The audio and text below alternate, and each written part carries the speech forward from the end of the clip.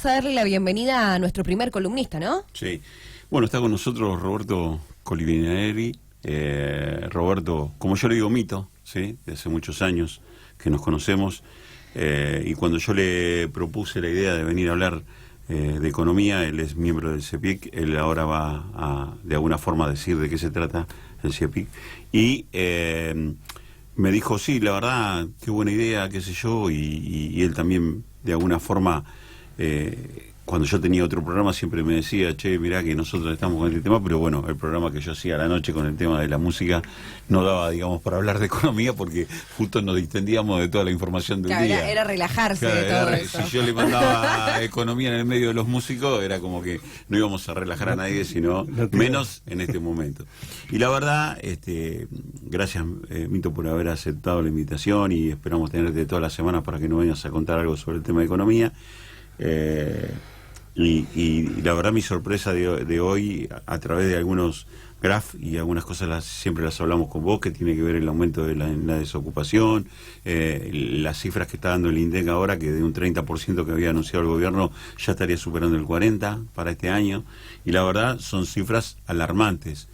Y como dijimos el otro día, este bloque no va a generar, o este espacio no va a generar, digamos, para que la gente se alarme, sino para que abra los ojos, y esa es la idea, y para que entienda un poco de economía y de alguna forma cuál es la receta que se está llevando hoy a cabo, ¿no? Y por qué no está dando su fruto. Así que primero me gustaría que nos cuentes un poco qué es el CEPIC y después arrancamos con lo que teníamos preparado para hoy. Bárbaro. Sí, que buen día. Gracias por venir. Bueno, gracias a usted por la invitación, la oportunidad de desplayarnos. No, el CIEPIC es un centro de investigadores, de economistas, comprometido con la realidad social. Pues nosotros vemos la economía como una ciencia social, y por lo tanto, bueno, preocupados por cómo marcha la economía ahora y justamente lo que decías, Luis, de trasladar los datos duros de la economía, analizarlos y tratar de volcárselos a la gente para su desenvolvimiento y llevarlos un poco al llano, ¿no? Claro. Sí, todos estamos alertados, asombrados, diríamos, por los indicadores, por los números actuales. Bueno, y en el centro de estudios investigamos, tenemos una revista. Analizamos los temas económicos de la realidad, tanto sea nacional, provincial, municipal, y bueno, vamos discutiendo toda la coyuntura económica y bueno, sí, preocupados por el tema básicamente inflacionario, desocupación. Vos fíjate que el tema de inflación, los indicadores de esta semana marcan que el índice está por encima del 3% mensual y como decías vos, ya la proyección estaría casi en el 40%, o arriba del 40% de la proyección anual, aunque el índice de febrero, el 3,8, si lo medimos interanual, en análisis interanual, es casi el 51,3%. Entendiendo el índice de precios, el combinado de todos los precios de la economía, porque si nos enfocamos en los alimentos, que básicamente es lo más preocupante, estaríamos casi en el 58% la proyección interanual, o sea que los alimentos han crecido más que algunos otros rubros de... Claro, el otro día decía Flor Casamiquela, un sachet de leche 40 pesos, y entre uno y otro y ya... Porque, digo...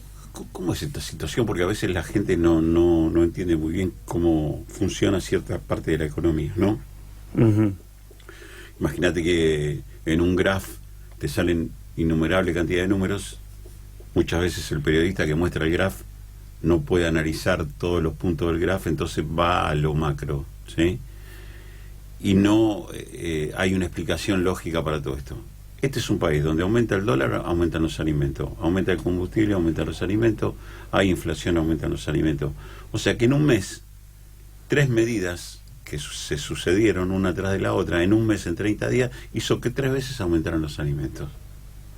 Bueno, justamente ese es un poco, vos fijate que por el caso del dólar es un activo muy particular, porque por ejemplo el precio aumenta, o sea el dólar aumenta y la demanda aumenta, que va todo en contra de lo que es la teoría, porque normalmente si un precio aumenta, la demanda tiende a caer, diríamos, ¿no? O sea, y en el caso del dólar, cuanto más aumenta, más demanda, bueno, claro. El activo particular por toda la historia nuestra, ¿no? De la economía argentina, cómo la gente busca refugiarse en el dólar. Tiene cabeza dolarizada. Claro, y bueno, y estamos en el marco de una economía dolarizada, diríamos, claro. Una economía con dos monedas, ¿no?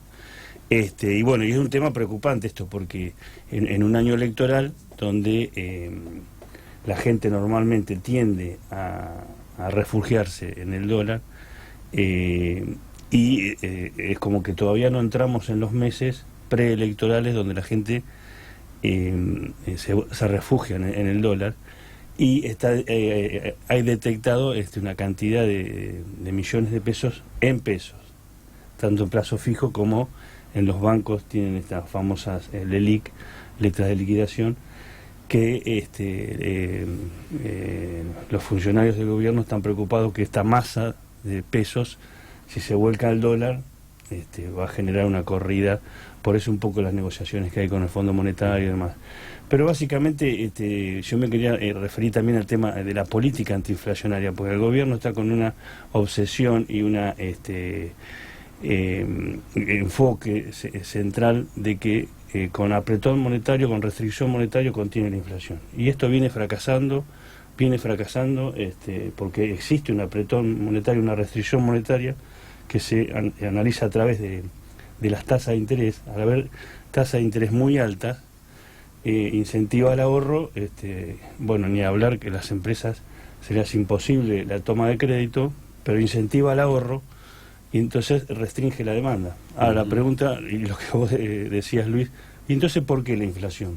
¿Por qué aumenta la inflación si hay restricción monetaria, si hay una fuerte apretón monetario? Bueno, básicamente porque el grueso de los sectores económicos buscan equiparar el porcentaje de la devaluación, del aumento del tipo de cambio en sus rubros. Entonces todos trasladan el aumento del dólar, el aumento del tipo de cambio a sus rubros. Y bueno, se torna, y para colmo, si el gobierno no controla, no hay ningún tipo de control de estas remarcaciones, lo vemos en el tipo de cambio, en el índice de inflación. La inflación aumenta. Claro, al mismo tiempo, Roberto, es muy común el hecho de que suba el dólar, pero después, en caso que baje, sube el dólar, sí, suben los precios, pero si baja el dólar, no bajan los precios. Exacto. Bueno, ahí está el tema, justamente. Por eso hay un montón de precios de la economía que no están ligados al tipo de cambio. Y la pregunta es ¿por qué aumentan? Bueno, lo que pasa es que si no hay una especie de control, si la Secretaría de Comercio no hay un precio de control de control o de análisis de por qué pasa esto, bueno, la cultura inflacionaria nuestra también hace que esto, que los precios aumenten, cuando no tendrían por qué aumentar. Rubros o sectores que no tienen insumos dolarizados, que no están en relación al tipo de cambio, por ejemplo. Entonces,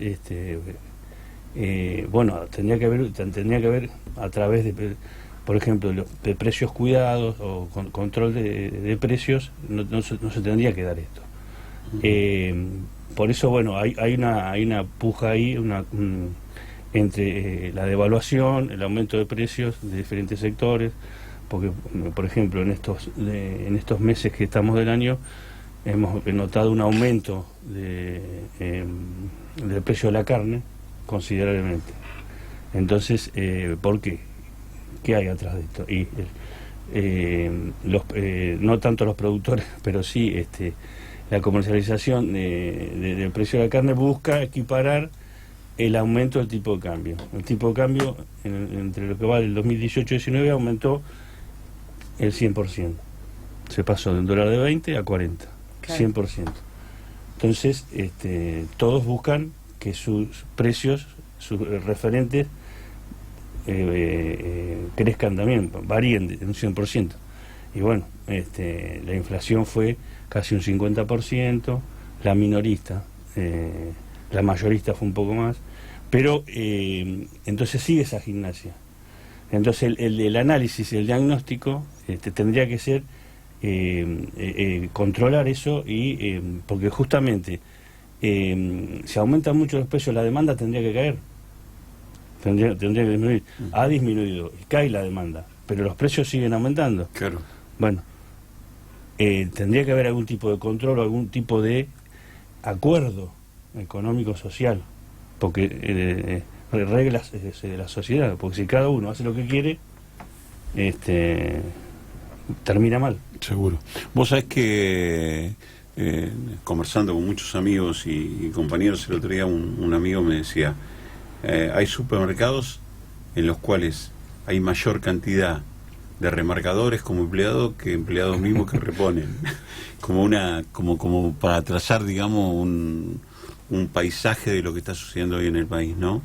Y la verdad, digamos, es muy cierto lo que vos planteás cuando decís que vivimos en una sociedad dolarizada, no ya en una economía dolarizada, sino que todo el mundo gira alrededor del precio del dólar.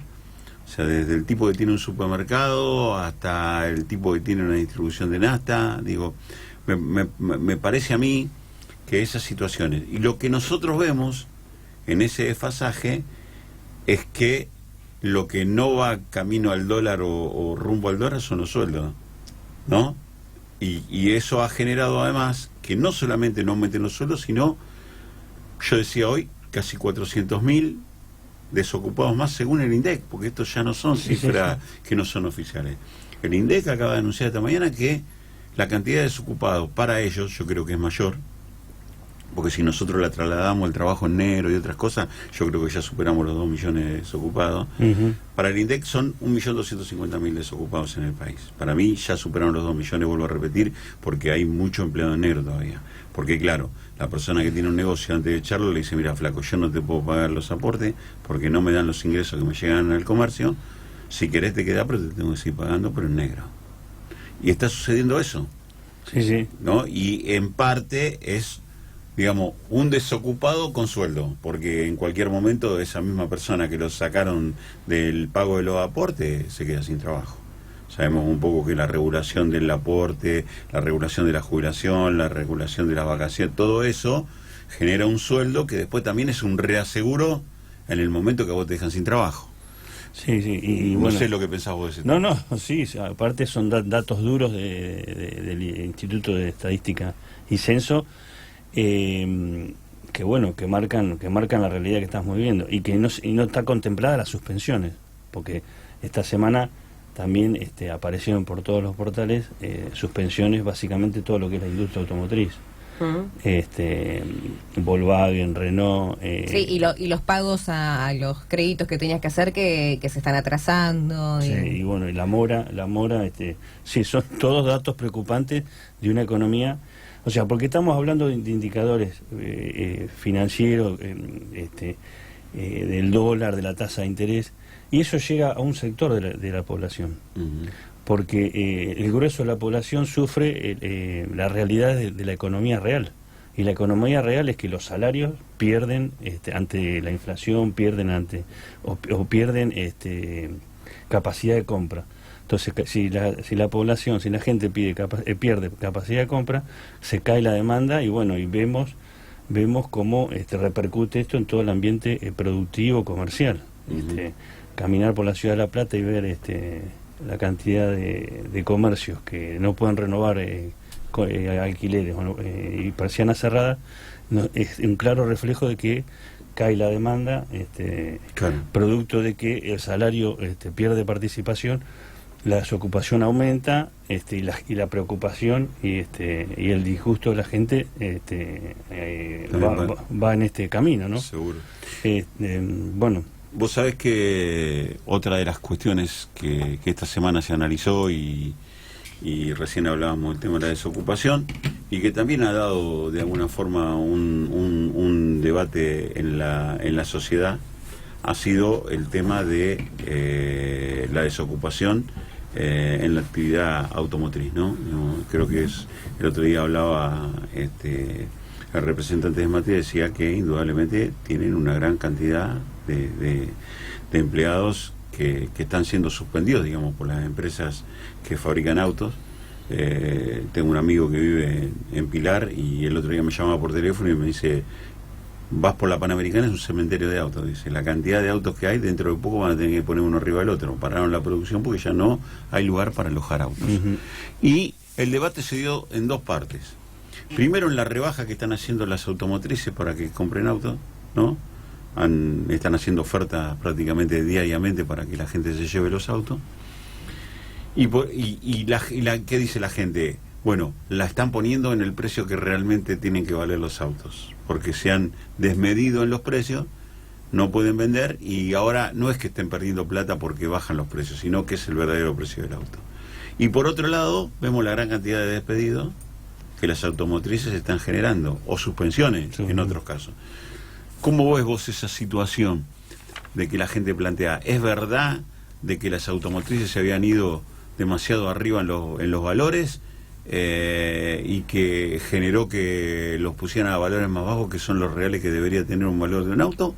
Y por el otro lado, ¿cómo ves la situación de la cantidad de despedidos que hay en este rubro, ¿no? Sí, bueno,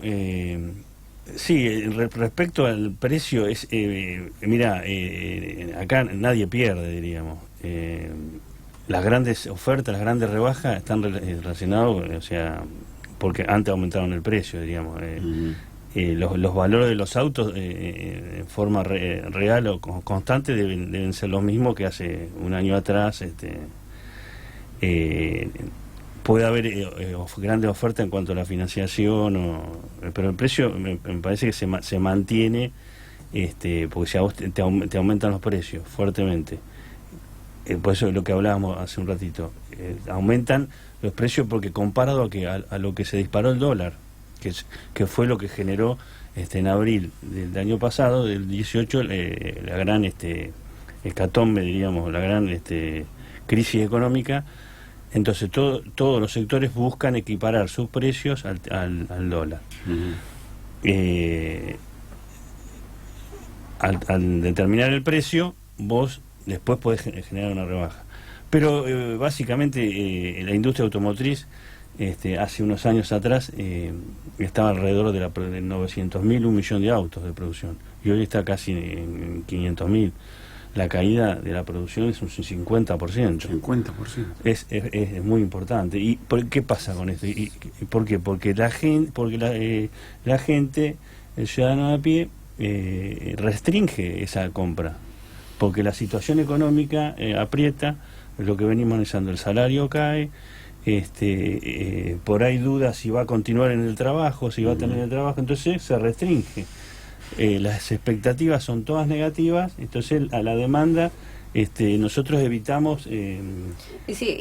perdón, es ir al llano, ¿no? Yo no me voy a comprar, no sé, un lavarropa, claro. Si sé que no tengo la seguridad económica para saber si yo el mes que viene voy a poder pagarlo, o mismo si tengo mi pensamiento, no vamos bien a lo macro o micro, ¿no? Pero si tengo que decidir en comprarme una computadora, un lavarropa, vamos a lo esencial, a lo común. Prefiero de última pagarlo de una, o tener toda la plata sabiendo que lo voy a pagar en 12 cuotas, pero ni siquiera, porque ya ni siquiera está la hora 12. Tengo toda la plata, yo sé que la tengo, no la toco y lo compro, por esa inestabilidad que no sabes si el mes que viene vas a tener laburo, si vas a tener el aumento, si te van a aumentar todo el resto. Entonces digo, no voy a comprar cosas si ahora me alcanza con lo justo, no voy a ir con lo otro. Entonces es como que uno se va limitando ya en cosas bastante esenciales, me parece. Ahí, digamos, también lo que uno ve en esto que yo te estaba preguntando y en el marco de lo que estábamos hablando, digo, uno también de alguna forma vemos que el 4 de abril creo que es la movilización y paro general que anunció la CGT con movilización a la Casa de Gobierno, ¿no? Creo que sí. Dentro de ellos están... ¿Paro general? Sí. Paro general. Es otra de las cosas que hoy a la mañana yo escuchaba de voz de Daer, ¿no? Entonces vos de alguna forma empezás a plantearte que digamos, como dicen los sindicalistas, yo creo que esta es una opinión mía, la economía viene decayendo ya de hace un tiempo, digamos, ¿no? Y que esta medida, hay una parte de la sociedad que sale a criticarla porque dice, bueno, claro, este año de elecciones, entonces todo el mundo sale a hacer paro. Yo creo que la economía ya no resiste, digamos, en estas medidas que se han tomado. Y veía por otro lado el discurso del presidente hoy a la mañana, enojado porque dice que mienten del otro lado porque están prometiendo cosas que no se van a poder hacer en el país. Yo digo, nosotros en 4 años hemos tenido una recesión impresionante. Y vos fíjate, no se ha apostado, digamos, a la industria local, se ha sacado los impuestos al campo en las exportaciones, por ejemplo, de la soja, que se cobra en dólares y que después no se le cobra impuesto y eso no se traduce, digamos, en inversiones en el país, o que entre dinero al país. No entra dinero al país, el país no entra dinero si no son por los préstamos internacionales que está tomando este gobierno. Entonces yo digo, esta receta fracasó, lleva 4 años, no es que lleva 6 meses y se tiene que reacomodar. Lleva 4 años una receta económica que fracasó. Entonces, bueno, a eso apunto yo. A eso que dice el enojo del presidente, que del otro lado hay otra economía posible. Y claro que sí.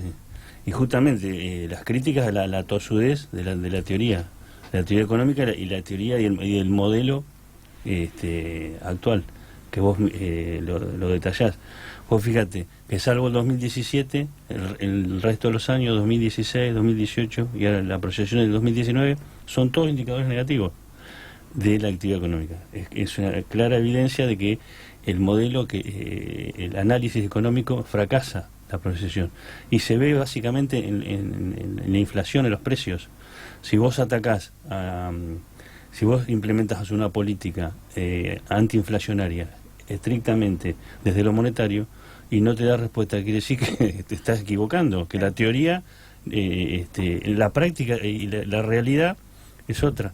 Entonces, las críticas es a la tosudez y al enfoque económico de este gobierno, bueno, que justamente en economía justamente se da este debate y esta situación de la implementación de las políticas. Uh-huh, uh-huh. Básicamente nosotros estamos encarrilados en un esquema económico que no está de acuerdo con este enfoque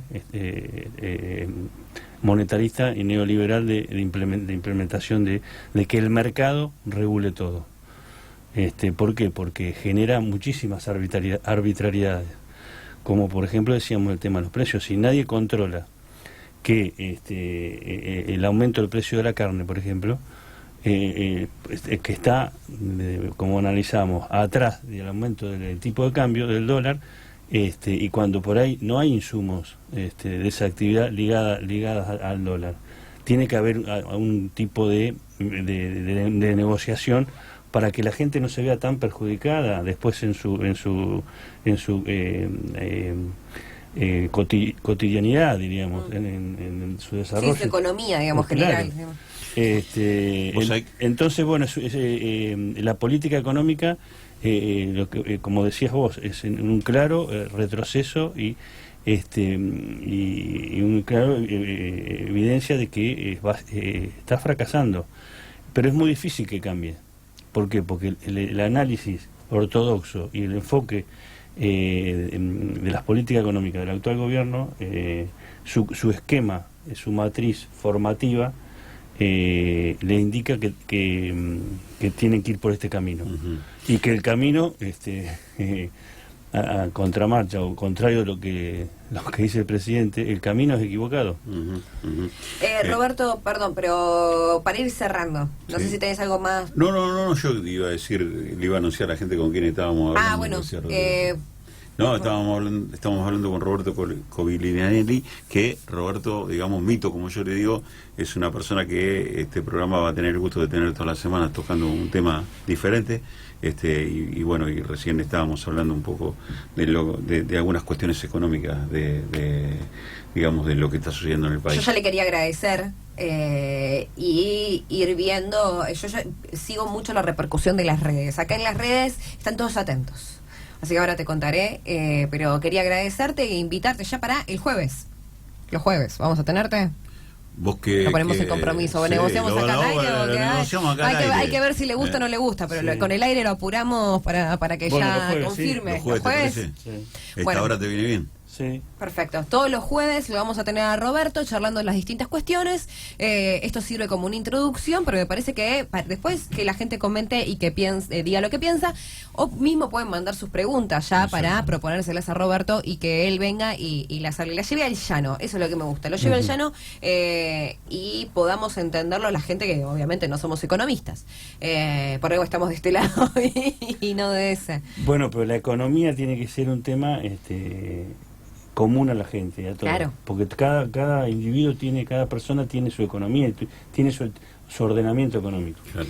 El tema es que hay algunos que tratan de hacer difícil el tema económico como diciendo, y le transmiten a la gente, usted no se preocupe de lo económico, déjenlo a nosotros, que nosotros le ordenamos lo económico y me encanta ir en contra de todo, así que bienvenido sea. Así que nos vemos el jueves que viene, Roberto, muchísimas gracias por venir y ya vamos a tener algún tema más específico para irlo tratándolo en profundidad y llevarlo bien al llano. Así que me encantó. Muchas gracias y nos vemos la semana que viene. Gracias, Roberto. Un abrazo grande y bueno, como siempre, mi afecto que nos une, digamos, desde el pensamiento.